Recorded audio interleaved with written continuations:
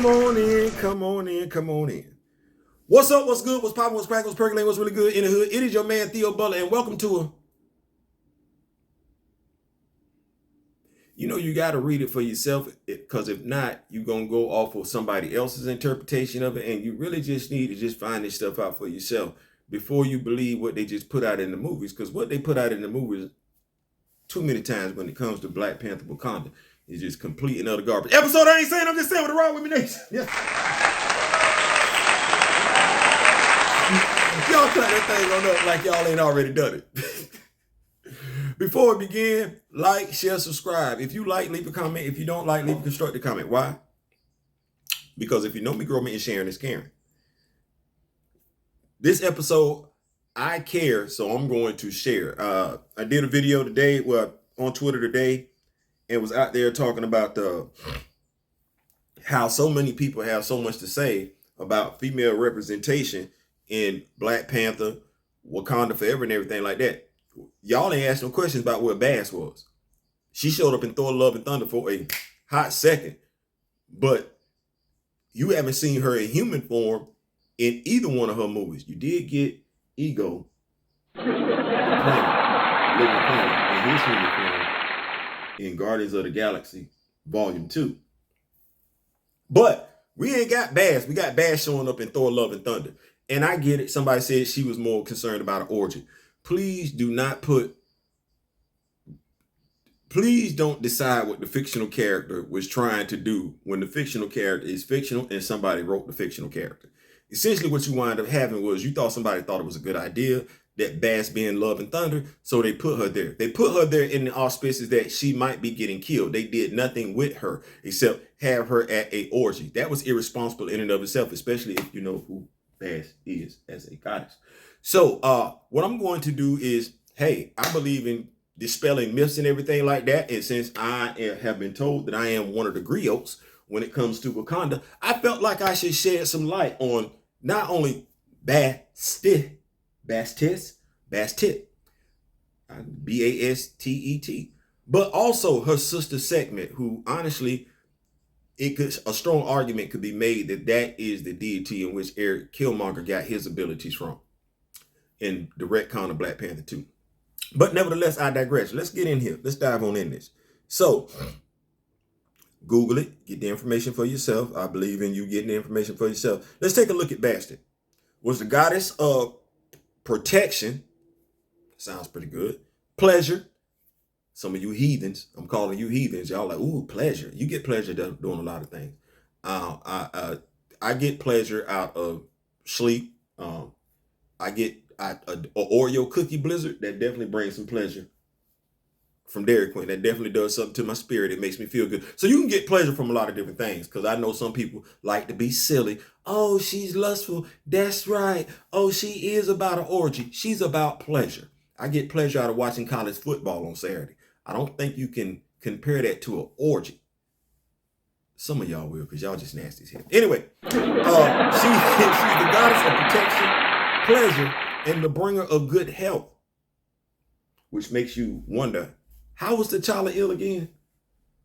Because if she's the goddess of protection, he protects Wakanda, pleasure, he was married to Aurora, and good health, heart-shaped herb. What did he get it? No, man. She had the head of a cat and a slender female body. Bastet was the daughter of Ra, sister of Sekhmet, the wife of Ta. Ta gets it in because I think he married to somebody else, but we're going to see this. And the mother of Mihos, M-I-H-O-S, since the second dynasty. Bastet was worshipped as a deity, most commonly in Lower Egypt. Let's take a look at Sekhmet, because we said Bastet was married to, we said Bastet was married to Ta. Okay, let's take a look at this. I think Ta's engaged in a polygamous relationship, full transparency. A mother goddess in the Old Kingdom, Sekhmet was associated with Ta as his consort. Ta getting it in with both sisters. I ain't mad at you. I see you, boy. But she is best known as the Eye of the Sun, the Violent. Would we not say Eric Killmonger is violent? Would we say that? We would say he's violent, right? Violent. Dazzling, he like gold. He do. He like flashy stuff. And protecting aspect of the creator God. Eric did want to kill everybody on behalf of Wakanda, so kind of fits. Her name, the powerful one, is best illustrated by her fearful appearance as a lion-headed woman. Let's go someplace else here, though. Let's see here. I'm going back to Bastet,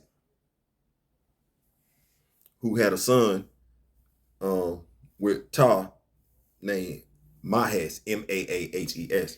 As protector of Lord Egypt, Bast was seen as defender of the kingdom, T'Challa, and consequently of the sun god Ra, along with other deities such as Hathor, Sekhmet, and Isis.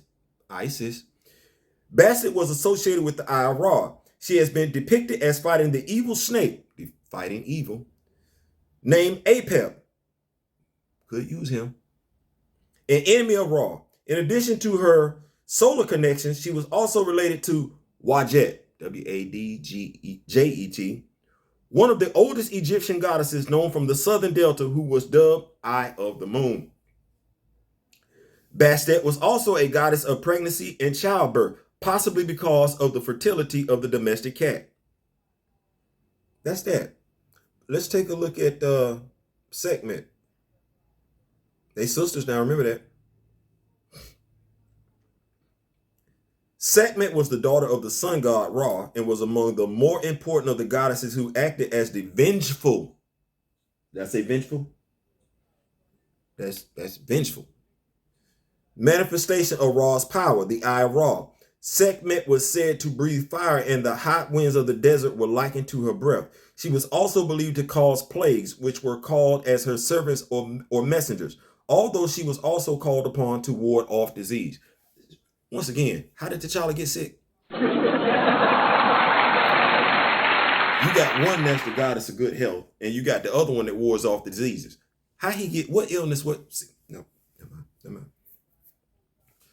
In a myth about the end of Ra's rule on Earth, Ra sends the goddess Hathor in the form of Sekhmet to destroy mortals who conspired against him.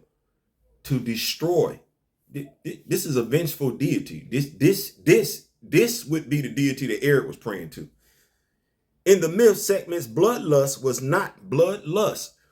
not quenched at the end of the battle that led to her destroying almost all of humanity. To stop her, Ra poured out beer dyed with red ochre, or it's spelled O-C-H-R-E, so y'all do what y'all want to do with it, or Hemati, Ashtipumanti, I don't know. It's spelled H-E-M-A-T-I-T-E, so that it resembled blood. Mistaking the beer for blood, she became so drunk that she gave up the slaughter and returned peacefully to Ra. She gave up the slaughter. See the differences between Bastet and Sekhmet? Sekhmet is vengeful. Ra is a protector. No, I'm sorry. Bastet is a protective spirit. Sekhmet is a vengeful spirit. See how that go? Now they can go hand in hand with each other. And I'm almost thinking that they did, since both of them were smashing Ta. Ta was smashing both of them, and they were both sisters. I don't know. But that's how they go. And we're not here to compete one against the other. It's really just to give some clarification. This is Egyptian mythology. This is not Egyptian mythology with a Western spin on it, i.e. what we're getting in the Marvel Cinematic Universe. No, this is Egyptian mythology. Go read it for yourself so you'll know that they misrepresenting these characters. That way, you ain't on social media talking crazy unless that's just what you're going for. I ain't saying, I'm just saying. Listen, I appreciate y'all for rocking with me and everything like that. We at the 10-minute mark. Click, like, share, subscribe. I ain't saying, I'm just saying. Peace.